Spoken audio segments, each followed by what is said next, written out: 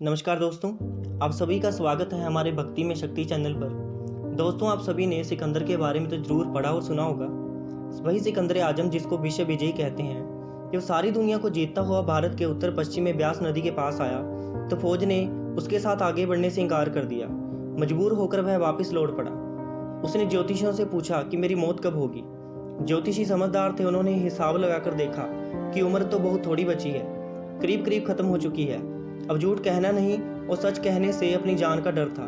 सोच विचार कर कहा कि आपकी मौत तब होगी जब आसमान सोने का और जमीन लोहे की होगी। सिकंदर खुश हो गया और कहने लगा कि फिर क्या फिक्र है, मुझे तो कभी मरना ही नहीं है। जब आसमान सोने का और जमीन लोहे की होगी तभी मैं मरूंगा, क्योंकि ऐसा तो कभी हो ही नहीं सकता। जब वह पश्चिमी फारस जाते हुए सिस्तान के रेगिस्तान में से गुजर रहा था तो उसे मलेरिया हो गया।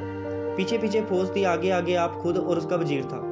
जो जो आगे बढ़ता गया बुखार तेज हो गया, उसकी फौज भी उससे पीछे रह गई थी। आखिर वजीर से कहने लगा, वजीर मुझे तो बुखार हो गया है। वजीर ने कहा कि बादशाह सलामत 2-4 मील आगे चलो, कोई पेड़ आ जाए जहां आराम कर सके। जब आगे गए तो बुखार बहुत तेज हो गया। वजीर से कहने लगा कि अब बुखार बहुत तेज हो गया है। वजीर ने इधर उधर देखा, कहीं पर भी पेड़ों का नाम निशान नहीं था जहाँ वो छाया में बैठ सके। कहने लगा कि 2-4 मील और चलो, शायद कोई पेड़ आ जाए। अब 2-4 मील चला, बुखार इतना जोर का हो गया कि बादशाह बर्दाश्त न कर सका और घोड़े से उतर गया कि यह लो पकड़ो घोड़े को, मैं आगे कदम भी नहीं चल सकता। अब वजीर के पास क्या था जो नीचे बिछा था। वजीर ने अपना कब्ज उतारा और बादशाह के नीचे बिछा दिया, जिसके ऊपर बादशाह लेट गया। कब्ज लोहे का एक कोट होता है जिसको बादशाह या वजीर आदि लड़ाई के वक्त पहनते हैं। अंदर रेशम की तह लगी होती हैं, लोहा जिस्म को न चुभ सके और गोली या हथियार की चोट का असर भी न हो। दोपहर का वक्त था, गर्मी जोरों की थी, पेड़ों का कहीं नाम निशान नहीं था। वजीर क्या करता, छाया के लिए उसने जो बादशाह का लोहे का ढाल था उसे उसके ऊपर कर दिया। अब जब मौत आती है तो आदमी को पता चल जाता है। सोचने लगा कि ज्योतिषों की बात सच हो गई। इस समय जमीन लोहे की और आसमान सोने का है। अब मेरी मौत बिल्कुल करीब है। इतने में सारी फौज और हकीम वहां पहुंच गए।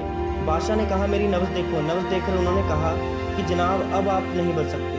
उसने कहा, मैं अपना आधा राज्य देता हूँ, मुझे एक बार मेरी माँ से मिला दो। हकीमों ने कहा, यह मुमकिन नहीं, क्योंकि हमारे पास अब कोई इलाज नहीं है। बादशाह ने फिर से कहा, मैं अपना सारा राज्य देता हूँ, मुझे एक बार मेरी माँ से मिला दो, मैं मांग कर रोटी खा लूँगा। उन्होंने कहा, आपकी उम्र की अवधि पूरी हो चुकी है, अब एक श्वास भी नहीं मिल सकता। इस पर वह मकान सिकंदर बच्चे की तरह फूट फूट कर रोने। दोस्तों, यह वही सिकंदर है जो पूरे विश्व को जीतना चाहता था, परंतु आज मौत को सामने देखकर फूट फूट कर रो रहा है। उसके धन दौलत इसकी जान नहीं बचा पा रहे, और यही हमारे जीवन का सबसे बड़ा सत्य है, जिसे हम जानते तो हैं परंतु स्वीकार नहीं करते। यदि आपको हमारा वीडियो अच्छा लगा हो तो हमारे चैनल भक्ति में शक्ति को सब्सक्राइब जरूर करें। धन्यवाद।